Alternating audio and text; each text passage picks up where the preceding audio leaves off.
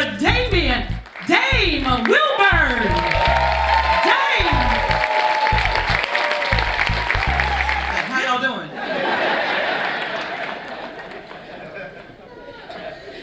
Brother, you stood up because you get divorced. I'm gonna talk to you later. All right.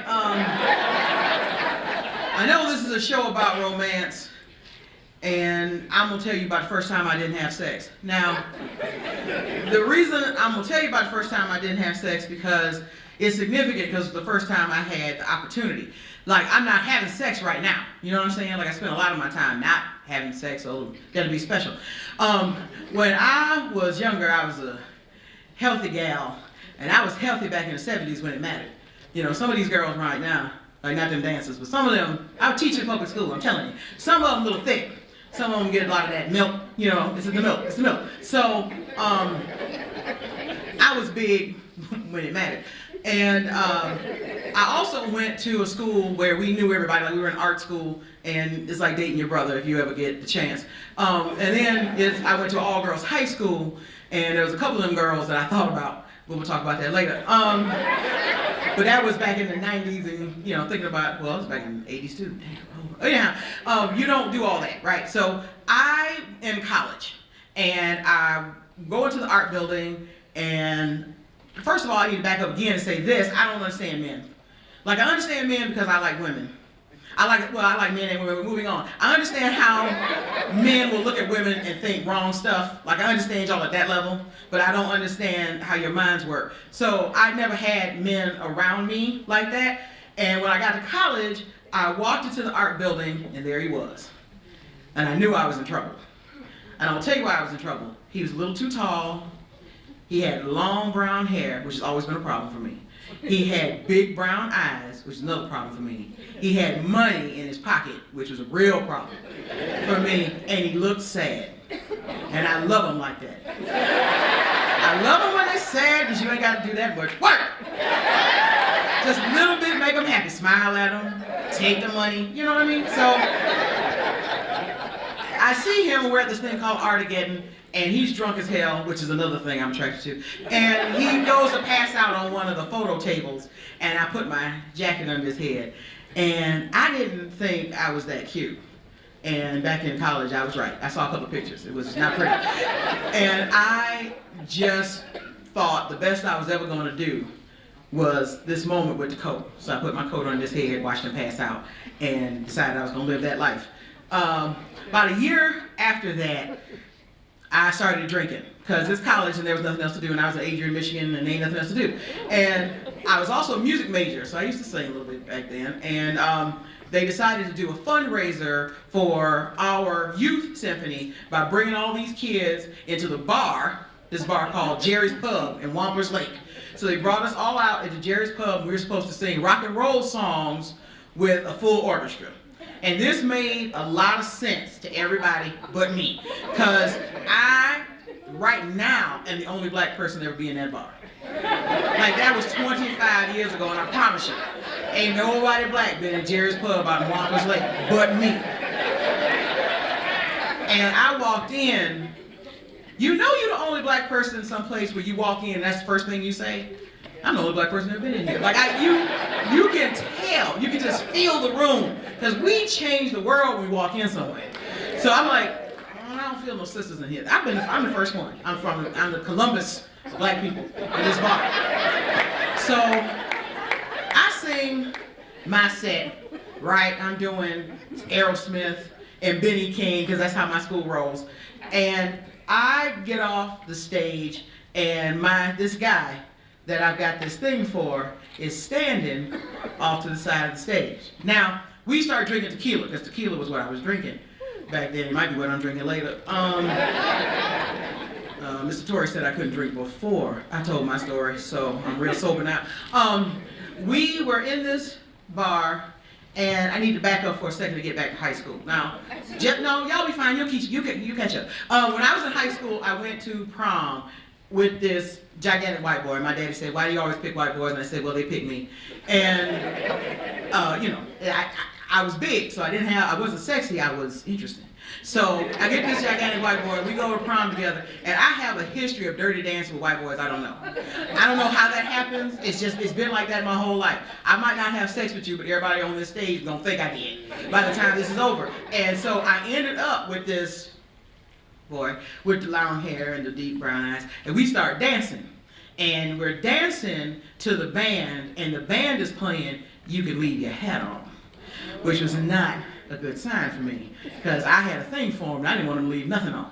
So, baby, take off your coat. I was like, oh, here we go. So I'm dancing with him, and I'm not thinking about everybody else in the bar. I'm not thinking about how I'm the first black woman to ever be in this bar. And all of a sudden, the song ends. We have been making all the right moves on this dance floor. And we get off this dance floor, and this couple walks up to us with a tray of shots of tequila. And I'm thinking, all right. I started knocking them back. And I find out that this dude has come in with the sound that I was hearing while I was dancing, and it sounded like, and apparently while I was dirty dancing on this dance floor, about 4 motorcycle clubs showed up. And this gentleman introduces himself as Porkchop. And the woman with him is his old lady. And that's what he tells me. I'm Porkchop, this is my old lady. Now Porkchop is about 6'2" and about 300 pounds. And I don't understand how he got on that hog, and I don't understand how he got off of it. And he's wearing jeans, and he's wearing a dirty t-shirt, and he's wearing actual colors, right? So you got the vest with stuff on it. And he is an actual biker. He's not a guy on Wall Street who bought a Harley and decided he wanted to look like a biker. This dude is a biker. This dude sells meth. He sells meth. Everything about him says, I sell meth. You should have had a shirt.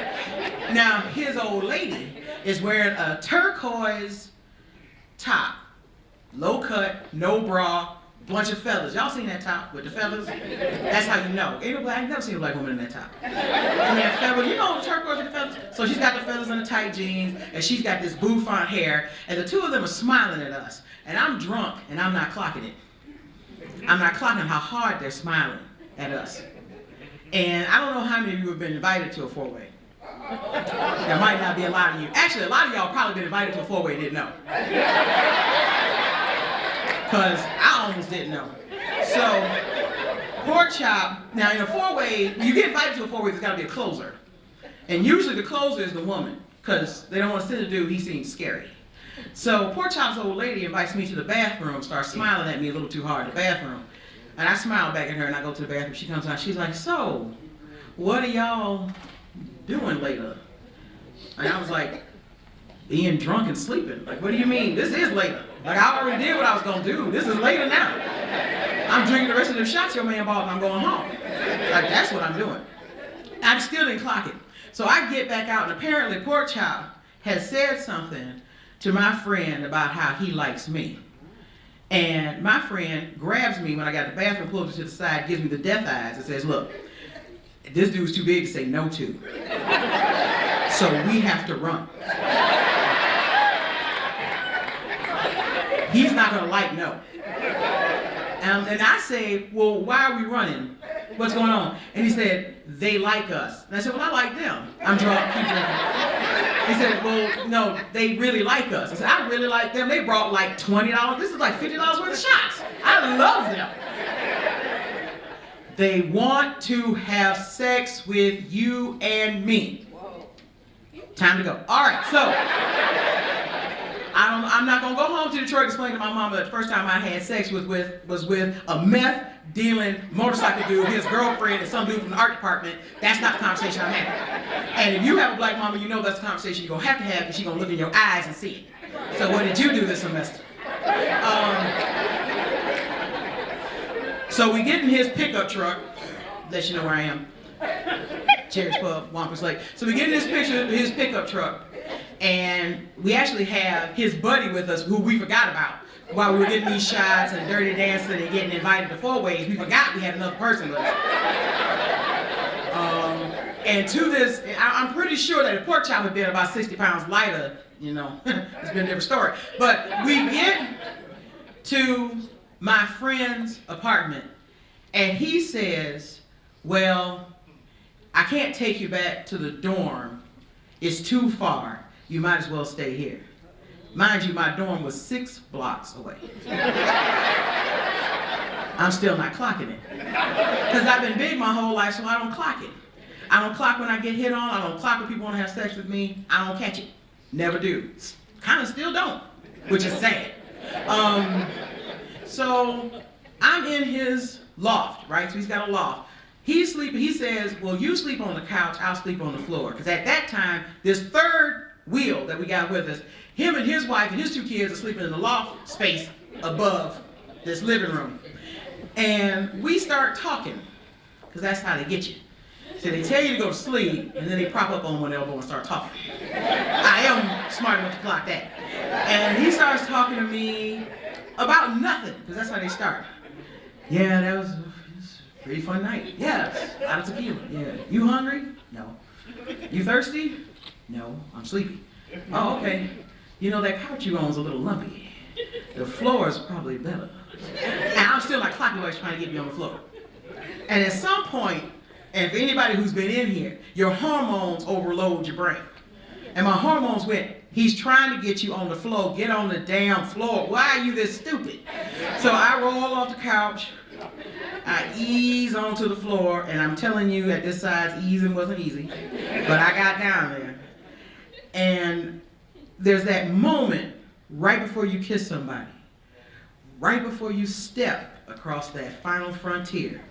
There's no return from that spot unless you got a lot of fucking willpower, and I had none. And I got, that tequila told me I had none. And I got right to that edge, and he said something. I think it was supposed to be romantic, and to this day I don't remember what it is. But then his roommate threw a bunch of pillows downstairs and said, y'all shut the hell up, I'm trying to sleep. And that broke it. And I did not have sex with that man that night. Now, but how is that romantic?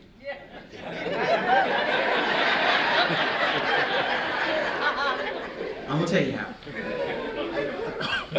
Tuesday night, I flew in from Portland, Oregon. I'd been on the plane for 5 hours. I ended up doing a show here Tuesday night. I didn't feel good. I didn't feel funny. I didn't feel pretty. I just felt tired and angry. And when I got off that plane to walk through baggage claim, he was standing in baggage claim with 2 cups of coffee, a bottle of water, and a sandwich. Because we've been friends for 25 years. And the reason we got there is because we didn't go the other way. And his wife knows me, and I know his kids, and I got 2 wives, and they know him. We'll talk about the 2 wives another night. And they know him, and we're all some sort of weird, messed up modern family. But every time I see him, all I can think is, God bless the broken road that got me back to you. Thank you.